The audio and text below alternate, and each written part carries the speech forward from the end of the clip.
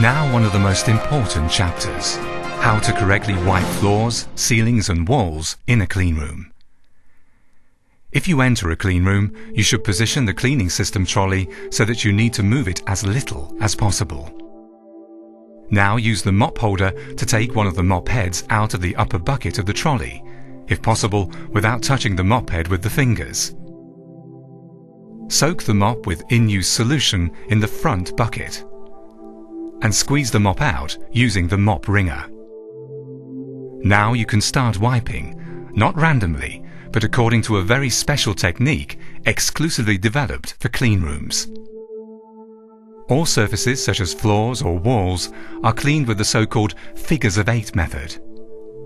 For this purpose, move the mop in 8-shaped loops over the floor while moving backwards.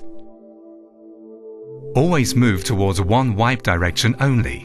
This way you prevent dirt particles and pathogens from being left over.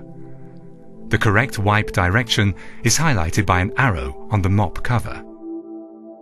Wipe slowly and hold the mop at a 45-degree angle. This way you achieve the best results and take good care of your back. How not to wipe can be seen here.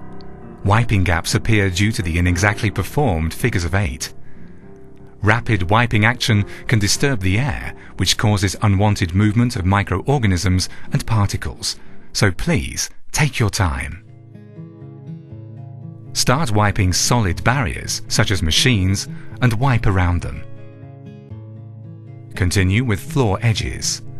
Wipe in a line along the wall up to the most distant site of the room. And from there, start wiping the floor surfaces, moving backwards and in a figure of 8 shape. Here you can see the wiping principle, taking an approximately 10 square meter room as an example. Start wiping along the edges, then continue with the interior. Rooms that are larger than 10 square meters should be divided into more than one working area. Here you also start with the edges, but only wipe an approximately 10 square meter large area. Then change the mop head and wipe the rest of the room. You've just heard it. The mop head needs to be changed after approximately 10 square meters. You will also notice it by the mop becoming stiff. Of utmost importance, the used mop must under no circumstances be soaked again. The in-use solution would be contaminated. The used mop is laid in the lower container and removed from the fastener, without touching it with the hands. The new mop head is taken up from the upper bucket using the mop handle. Now you are ready for the next wipe cycle. This has probably been way too much at once. Here are the most important steps in a short summary. Soak the mop with the fresh mop head with in-use solution in the front bucket and thoroughly squeeze it out using the mop wringer. First, wipe around barriers and along the edges.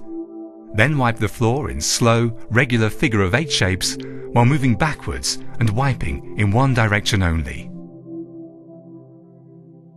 The wipe direction is indicated on the mop.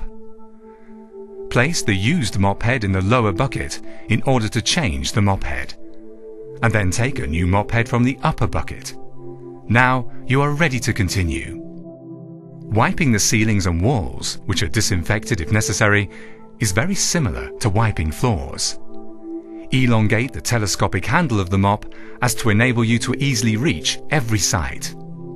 First, wipe the edges, and then wipe the surfaces in the shape of figures of 8.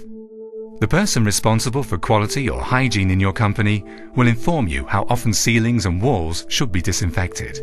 Basically, the following order should be observed for the disinfection: ceilings, walls, floors.